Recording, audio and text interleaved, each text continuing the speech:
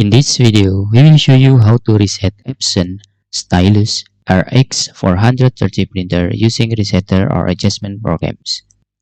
Before you download and use these resetter or adjustment programs, we suggest you to disable for a while your antivirus, including Windows Real-Time Protection and the Tamper Protection if you are using Windows 10 or Windows 11. After you disable your antivirus for a while, then you can download this resetter, the link on comments. After you download this resetter file, you can extract the file by right-clicking on the file and select Extract All. Then click Extract button here. After that, you can open the resetter folder and run the adjustment programs.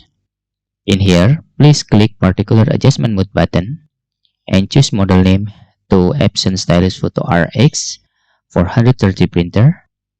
You can using port auto selection or using manual selection. Just click OK. Then you can select Was Inkpad Counter and click OK. After that, you can click the check button. Then you can click Initialization button. After the resetting is successfully, you can immediately turn off your printer. Then you can turn back on your printer again. After that, you can click Finish. Then you can close the resetter programs. If you face any error, you can try to moving your USB printer into another available port on your computers. After that, you can try to reset your printer again. And that's all. Tutorial how to reset Epson Stylus Photo RX 430 printer using resetter or adjustment programs.